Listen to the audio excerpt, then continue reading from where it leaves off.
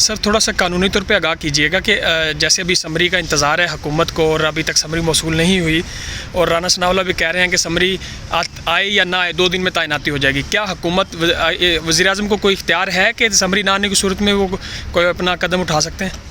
دیکھیے وزیر اعظم صاحب کے پاس سمری نہیں بھی آتی تو یہ تو پریروگیٹو ہے نا وزیر اعظم کا، کیونکہ یہ ایڈمنسٹریٹو آرڈر ہے، ایگزیکٹو آرڈر ہے.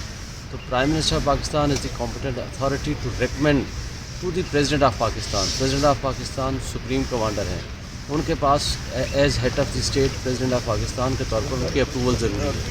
جب ان کے پاس سمری پرائم منسٹر بھیجے گا، اس کے لیے یہ ضروری نہیں ہے کہ منسٹری آف ڈیفینس سے سمری آئی ہے یا نہیں. یہ رولز آف بزنس کا ایک پروسیجر ہوتا ہے. نہیں بھی آئی نا، پی ایس پی ایم اپنے تئیں وہ یا کیبنٹ سیکرٹری ایک پروپوزل لکھ کے ریکمینڈ کر کے کسی کا بھی نام وہ بھیج سکتے ہیں to the president of Pakistan. اور پریزیڈنٹ آف پاکستان کے پاس 2 آپشن ہیں، یا تو اس کو واپس ریورٹ کر دے، واپس بھیج دے وتھ سرٹن آبزرویشن، ایک دفعہ واپس بھیج سکتے ہیں. اور اگر فرض کرو پرائم منسٹر کہتا ہے نہیں میں اسی نام پہ متفق ہوں تو دوبارہ بھیجے گا، تو پھر پریزیڈنٹ آف پاکستان پابند ہے اس کو اپروو کرنے کا.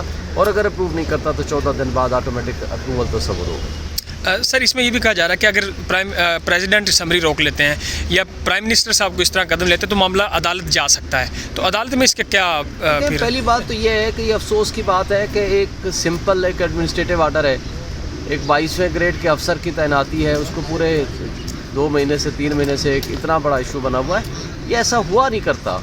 نہ تو انہوں نے سمری روکنی ہے، نہ پریزیڈنٹ آف پاکستان نے کوئی سمری روکنی ہے. یہ ایک روٹین کا مسئلہ ہے، ایک میٹر ہے، یہ جائے گا اور اپروو ہو جائے گا. یہ 29 تاریخ تک تو یہ بیٹھے ہوئے ہیں نا، 29 کے بعد کوئی بھی 29 سے پہلے کوئی نہ کوئی آرڈر بہرحال ہو جائے گا. لیکن چونکہ اس میں بہت ساری کنفیوژن ہے، اسٹینڈ سٹل ملک ہوا ہے،